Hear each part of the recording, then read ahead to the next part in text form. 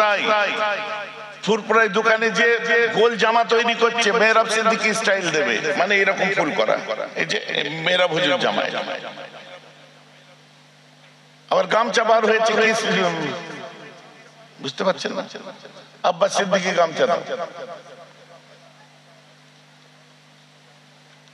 আবার কি বলে ইসাকের যে টুপি পরে বলছে ইসাক সিদ্দিকী টুপি দাও। কথাটা আমার বুঝতে পারছেন তো নাকি? তারপরে যে সাদা বড় এ পরে জুনায়েদ সিদ্দিকী রুমাল দাও। আলহামদুলিল্লাহ বলবেন না? একটু অনেকক্ষণ লেগে যাবে, শুনুন। কি করে মুসলমান হতে হবে আমার জওয়ান যুবকেরা?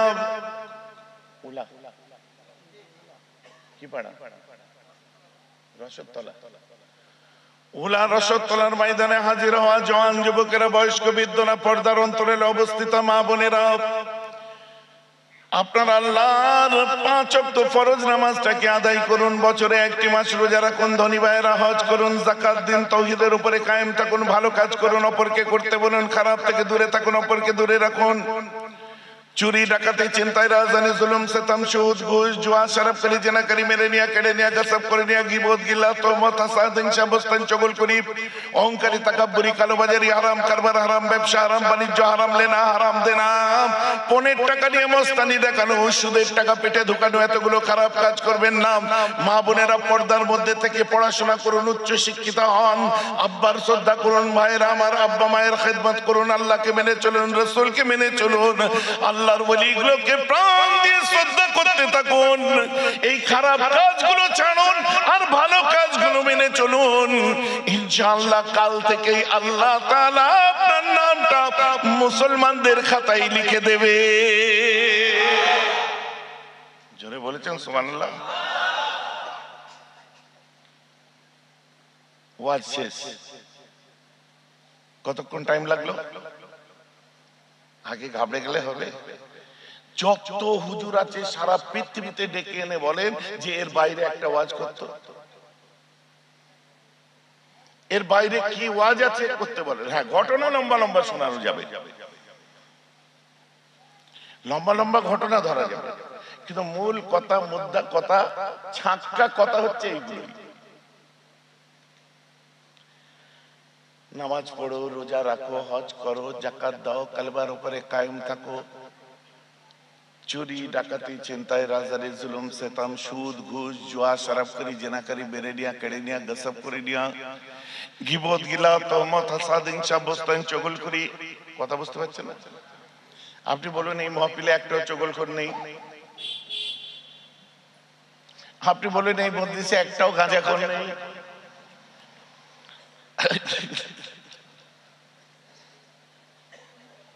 খারাপ লাগছে নাকি শুনতে? কিচ্ছু করার নেই, দাওয়াত যখন করেছে একটা বার সহ্য করতে হবে। কারণ জানেন খুব ডিসপ্যারেট বক্তা আমি, না কমিটির তোয়াক্ক করি, না পাবলিকের তোয়াক্ক করি। আপনি বলেন কোন লিয়া হালাল না হারাম? আরে বলেন, যারা নিয়েছেন তারাও জোরে বলুন হারাম। আরে কোন নিয়া বিয়ে যারা পড়ায় বোন সাহেব গুলো নেই থেকে আল্লাহ। আরে আমিও তো পড়িয়েছি।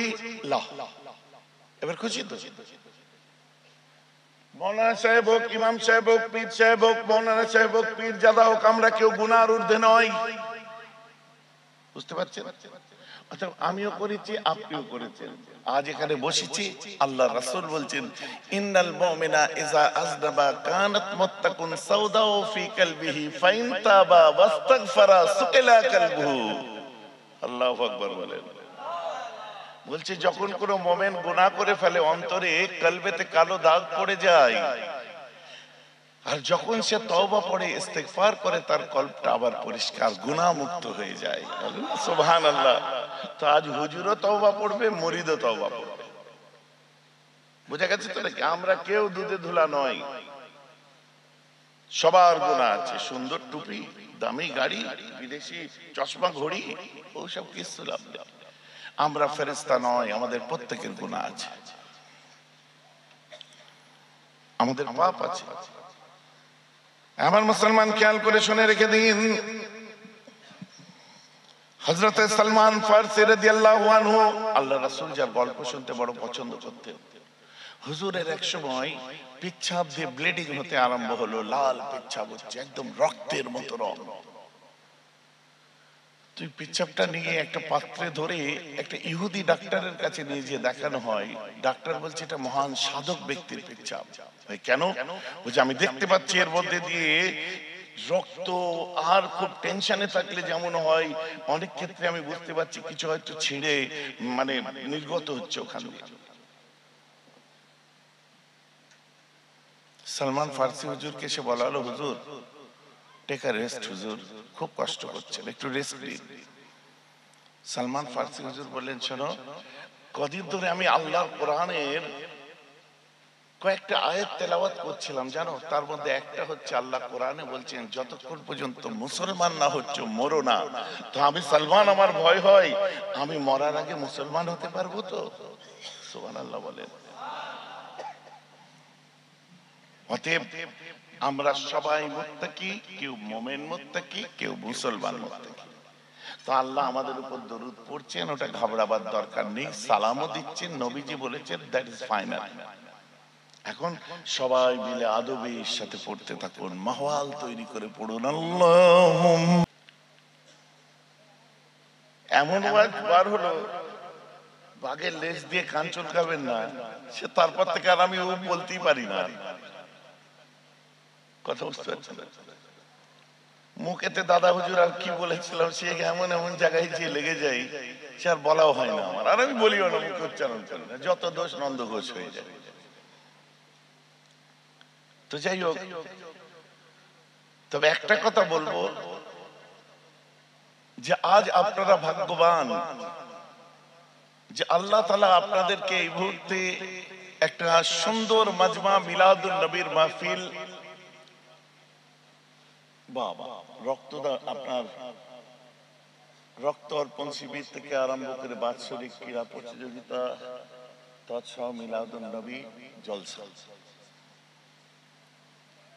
সবকিছুই আপনারা করেছেন, কিছু বাদ দেন। কসরত, শরীরের কসরত করা,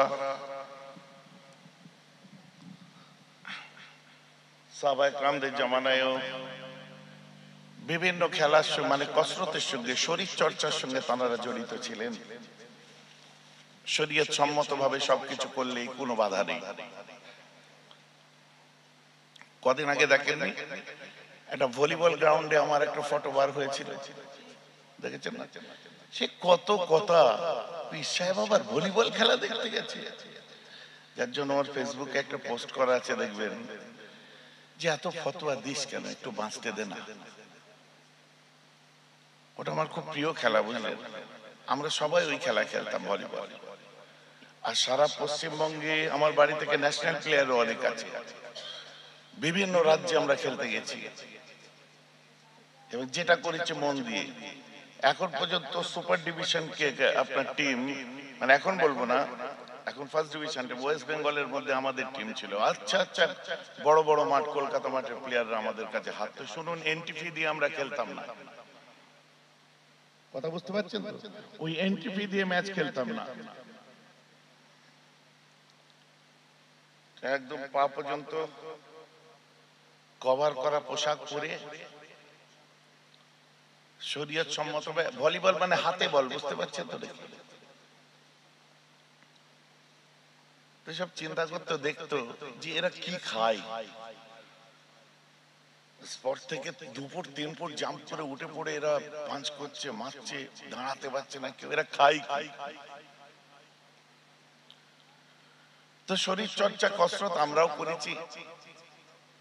তো আমাদের নিজেদের একটা ওখানে ক্লাব আছে, যার মধ্যে না বিড়ি চলে, না সিগারেট চলে, না ওয়াহিয়াত কাজ চলে, না কোনো কিছু ইয়ে চলে। সব আমরা ভাই ভাইরা সেখানে উঠা বসা করি, কথা বুঝতে পারছেন? না সিনেমা চলে, না ওই কি বলে আজকাল সব বার হয়েছে না, মানে একটা বসার জায়গা আমাদের ওখানে। অ্যাম্বুলেন্স আছে, মানব সেবার কাজ হয়, বিভিন্ন হয়, খুব শরীয়ত সম্মত ভাবে। শুনতে হয়তো মনে হবে ভাইজান আপনাদের ক্লাব, মনে হবে, কিন্তু যে দেখে আসবেন। তো আমরা তো সেই খেলারই একটা ফটো বার হয়েছিল, বুঝতে পেরেছেন? আর আমি তো লুকিয়ে চুরিয়ে বেড়াই না, যা আছে বাবা আল্লাহ দেখতে পাচ্ছ, লুকোবার কিছু নেই। গুনাহ ভুল ত্রুটি থেকে দূরে থাকার চেষ্টা করি, তারপরেও মানুষ গুনাহ হলে আল্লাহ মাফ করবেন। কথা বুঝতে পারছেন? তাই নিয়ে মৌলানা সাহেব হুজুরদের কত ফতোয়া, কত উক্তি, কত যুক্তি। 70 লাখ টাকার গাড়ি চড়ে মেহরাব সিদ্দিকী জলসায় চলে গেলেন, কি মহা মুশকিল বলেন তো।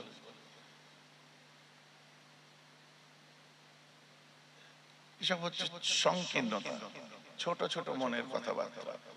তুমি আগে সাইকেল চড়তে, এখন বুলেট কিনেছো কেন, আগে তার জবাব দাও। তুমি পালসার কিনেছো কেন, হিরো হোন্ডা কিনেছো কেন, আগে তার জবাব দাও। আমার দাদা হুজুর কেবল বলছে, দাদা হুজুর পালকি করে গরুর গাড়ি করে সব জলসা করে বেরিয়েছে। এখন গরুর গাড়ি করে যদি ফুলপাড়া থেকে বেরোতে এখানে জলসা ধরা যেত? আর এটা সমাজের কোন দিক দিয়ে ঘুরে? গত সপ্তাহে রাত্রে আমার এই গাড়ি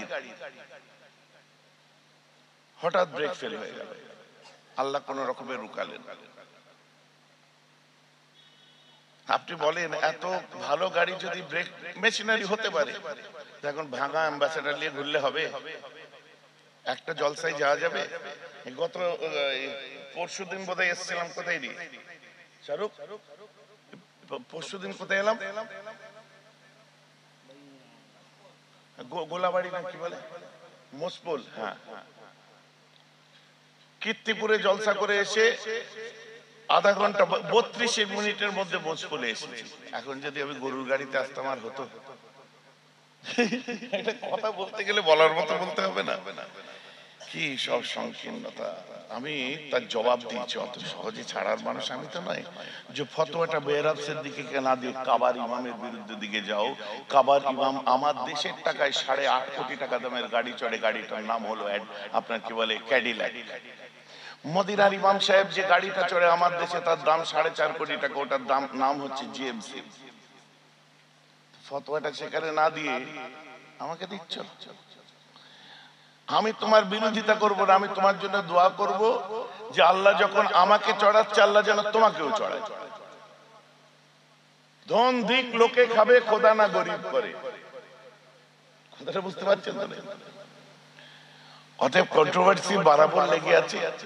কদিন চুল নিয়ে পড়েছিল, এত বড় চুল কেন? তুই রাখতে পারবি পাগল? খরচা করতে পারবি চুলের পিছনে? জঞ্জাল হয়ে পড়ে থাকবে। তারপরে বার হলো মেহরাব সিদ্দিকীর দাড়ি কই? আমার দাড়ি অনেক বড় দাড়ি, এই ধুলো ময়লায় আমি যে রাস্তাঘাটে ঘুরি খুব আনইজি লাগে। আমি এক মুষ্টি মতো বাইরে রেখে বাকিটা চেপে চুপে ভেতর দিকে ঢুকিয়ে রাখি। কথা বুঝতে পারছেন না? তারপর মেহরাব সিদ্দিকী কি পরেছে? পায়জামা, জিন্স কেলেঙ্কারি। কথা বুঝতে পারছেন? যা করবো সেটাই দোষ। আর এদের লক্ষ্যটা দেখেন, ইদানিং দাড়িতে আর চলে গেছে, এর আগে পর্যন্ত ছিল কোমরের নিচে পর্যন্ত। মানে তোদের লক্ষ্য ওইদিকে, ওইদিকে মানে নিচের দিকে, ওপর দিকে নয়। তো এখনো মেহরাব সিদ্দিকীর নিচে থেকে উপরে উঠতে পারলি নি? এই এত বছর লাগলো উপরে উঠতে।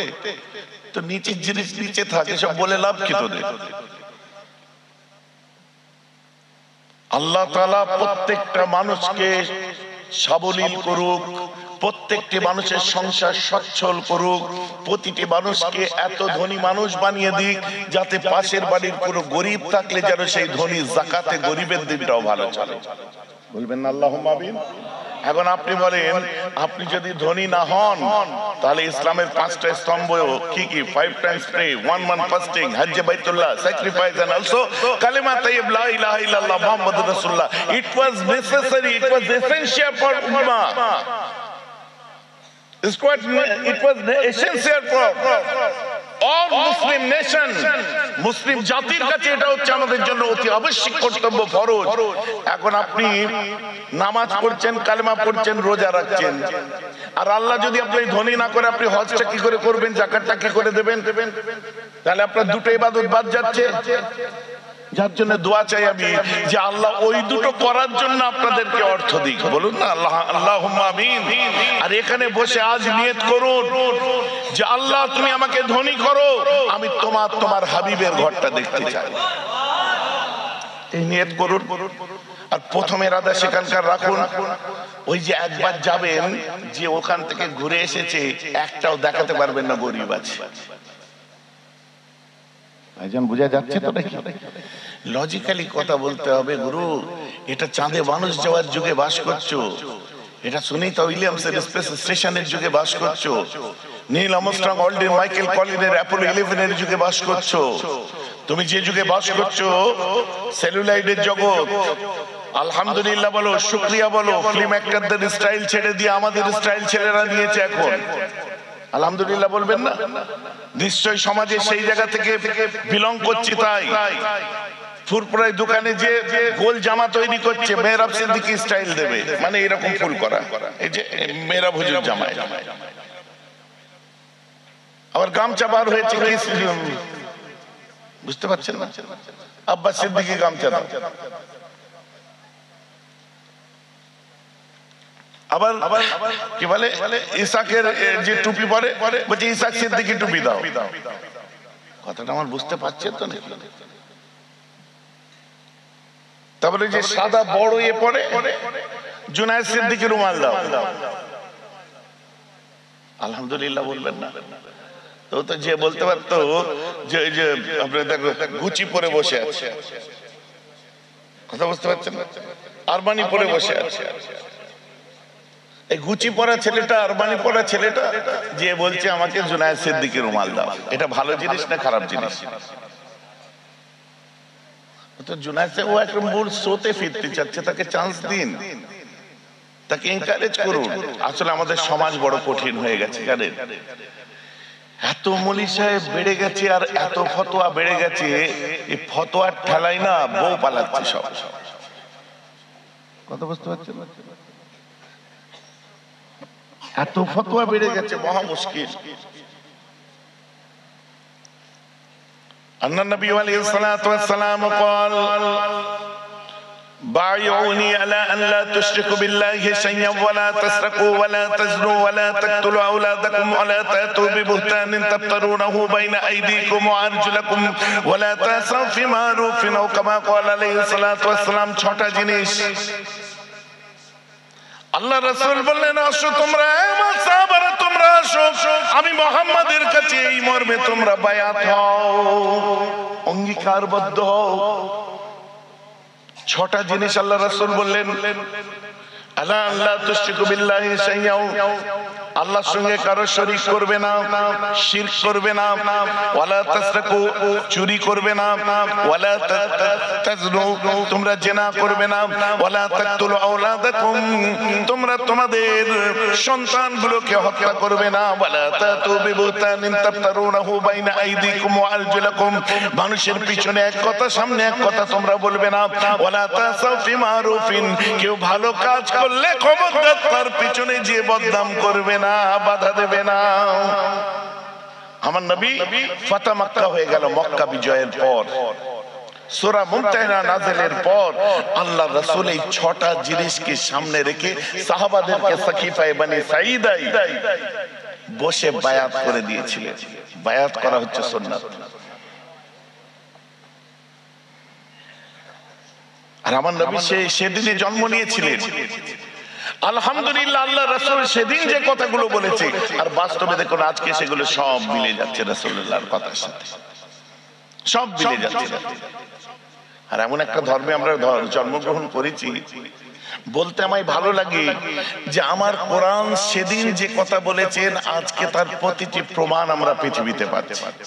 কোরআন বলেছে ফেরাউনের কথা, দেখুন মিশরের জাদুঘরে আজও ফেরাউন আছে। কোরআন বলেছে নীল নদের কথা, আজও দেখুন মিশরের নীল নদ দেখতে পাবেন। কোরআন আপনার কি বলে, কোরআন বলেছে সূরাতুর রহমান বারাজাল বাহরাইন ইয়ালতাকিয়ান বাইনাহুমা বারযাকুল লা ইয়াবগিয়ান, দুটো সমুদ্র বয়ে যাচ্ছে, মধ্যে কোনো পর্দা নেই, একটা মিঠা পানি একটা খারা পানি, একটা সবুজ পানি একটা ঘোলা পানি, দুটো পানির সঙ্গে মধ্যে কোনো পর্দা নেই, তারপরে একটার সঙ্গে আরেকটা মিলছে না। আপনারা নেটে দেখেছেন, ইন্টারনেটে ইউটিউবে দেখেছেন। আর যদি কেউ ইউটিউবে না দেখেন তো এক্ষুনি গাড়ি ভাড়া করেন, চলে যান নদিয়ার মায়াপুর বলে একটা জায়গায়, এই গঙ্গার পানি ওখান দিয়ে যাচ্ছে, দুটো পানি দুটো কালার হয়ে যাচ্ছে। তো আমার কোরআন আগে বলেছে, দেখুন আজকের দিনে আমরা দেখতে পাচ্ছি। আমার মুসলমান খেয়াল করে শুনে রেখে দিন। শুধু তাই নয়, আমার রাসূল যে সমস্ত কথা বলেছেন আজ সেগুলো আমরা দেখতে পাচ্ছি। ভাইজান এগুলো কি? হ্যাঁ,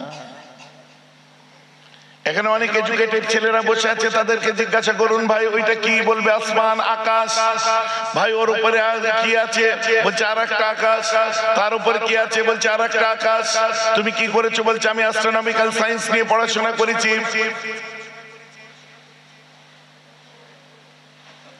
আমি অ্যাস্ট্রোনমি নিয়ে পড়েছি। ভাই তিনটে আকাশের পরে কি আছে, বলছে আর একটা লেয়ার। তারপরে কি আছে, বলছে আর একটা লেয়ার। তারপরে কি আর একটা। ভাই কতগুলো লেয়ার আছে, বলছে এই আকাশের মতো 7টা লেয়ার আছে, বিজ্ঞান বলছে। এখন তাকে প্রশ্ন করুন ওই 7টা লেয়ারের পরে কি আছে একটু বলো। বলছে that is I don't know exactly what is there. ওই পর্যন্ত বিদ্যা শেষ, 7টা লেয়ার আছে। এখন আমি যদি বলি এটা কি মাস চলছে গো, আরবি কি মাস? এই রজব মাসে 7 আসমান ভেদ করা কোনো কেস আমাদের আছে কি? বিজ্ঞান যে 7 পর্দা বলছে, এই রজব মাসে ওই 7 পর্দা ভেদ করেছিল কেউ আছে আপনার জানা আছে? কে বলুন তো? আমাদের রাসূল, আমাদের জান কোথায় গেছিলেন? মেরাজে। কোন জায়গায়? আল্লাহর আরশে। আপনারা কি করে বললেন ভাই? আপনারাও কি সব অ্যাস্ট্রোনমিক্যাল সায়েন্সের ছাত্র নাকি? তো ও বলতে পারলো না তো 7 আকাশের উপরে কি আছে, আপনি বলে দিলেন আরশ। ভাইজান আরশ আছে, এটা কি প্রমাণিত? আরে বাবা, যে করে কিছু বলেছে তো তোমরাও বলো না কি আছে। প্রমাণিত আমাদের কাছে, তোমার কাছে নাও হতে পারে, তারপরেও তো বলছে আছে একটা কিছু। তো তুমি তো বলছো যে ওই পর্যন্তই জানা, আর কিছু নেই, বাস হয়ে গেল। আল্লাহ রাসূল দাঁড়িয়ে আছে। হযরতে হারিস বিন নোমান আমার রাসূলের সামনে আসলেন। আসার পরে আমার রাসূল বলছে, হারিস তোমার ঈমানটা কেমন আছে একটু বলো তো, তোমার ঈমানের অবস্থা কেমন আছে? যে হুজুর বলবো? বলছে বলো। চোখটা বন্ধ করে দিল। আল্লাহ রাসূলের চেহারাটা দেখলো, চোখটা বন্ধ করে দিল। বন্ধ করে বলছে, হুজুর কান্নি আনজুরু ইলা আরশ রাব্বি বারযাম ওয়া কান্নি আনজুরু ইলা আহলিল জান্নাতি ইয়াতাযাবারুনা ফিহা ওয়া কান্নি আনজুরু ইলা আহলিন নারি মুতাদারুনা ফিহা। হুজুর আমি হারিস আপনার সামনে দাঁড়িয়ে আমি যখন আসমানের দিকে তাকাচ্ছি, হুজুর আমি কেন হচ্ছে বলতে পারছি না। আপনার সামনে দাঁড়িয়ে আকাশের দিকে তাকালে আমি আল্লাহর আরশে আজিমটা দেখতে পাচ্ছি। বলেন না সুবহানাল্লাহ। হুজুর আপনার সামনে দাঁড়িয়ে উপরে তাকিয়ে আমি তো আরশ দেখতে পাচ্ছি। ওয়াকান্নি আনজুরু ইলা আহলিল জান্নাতি ইয়াতাযাওয়ারুনা ফিহা। আমি যখন তাকাচ্ছি আল্লাহর 8টা জান্নাতকে দেখতে পাচ্ছি, আর জান্নাতীদের গলায় গলায় মিলাটাও দেখতে পাচ্ছি। শুনেন, আজ যারা ইউটিউবে দূর থেকে দেখছেন, আমি প্রত্যেকটা মানুষকে বলে দিই, আপনি বলবেন is it metaphysics? Because we are student of physics. আর physics of the atheists, physics can believe on metaphysics.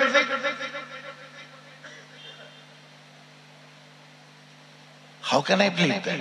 কি করে বিশ্বাস করব? আমরা ফিজিক্সের ছাত্র, এগুলোকে মানব কি করে? আপনি যেগুলো বলছেন এগুলোকে মেটাফিজিক্স। শুনুন, আপনি আপনার ফিজিক্স কাজে লাগান, আমার কোনো আপত্তি নেই, কিন্তু পৃথিবীর বুকে 0.2% হচ্ছে নাস্তিক, আর টোটালটা 99.8% হচ্ছে আস্তিক। অতএব এইসব মানে না যার সংখ্যা, যাদেরকে অ্যাথিস্ট বলে, এই অ্যাথিস্টের সংখ্যা মাত্র 0.2, আর 99.8% পৃথিবীতে মানুষ তারা এইসবে বিশ্বাস করে। হোয়াটএভার সে খ্রিস্টান হোক, ইহুদি হোক, মুসলমান হোক, যে কোনো একটা ধর্মে বিশ্বাস করে। আর এই সবগুলোকে বিশ্বাস যারা করে না তাদের অংশ খুবই কম। বুঝতে পারছেন তো নাকি? এখন আপনি ফিজিক্স যদি সামনে রেখে তর্ক করতে চান, সারা পৃথিবীর 99.8% মানুষের সঙ্গে আপনি তর্ক করে পেরে উঠবেন? এখন তারা যদি বলে যে আপনি 0.2% দুপুটা আছেন আর আমরা সমুদ্র আছি, আপনার দুপুটার জ্ঞান সমুদ্রের উপর চাপিয়ে দিলে হবে না, ধুয়ে মুছে যাবেন। ভাই আমার বক্তব্য আপনারা বুঝতে পারছেন, আমি ঘটনার ওয়াজ করি না গো। আজকে ইয়াংস্টার এসছে, আমার জওয়ান যুবক শিক্ষিত ভাই বোনের আমার বক্তব্য শুনছে, ওদেরকে এনকারেজ করা দরকার বাবারা।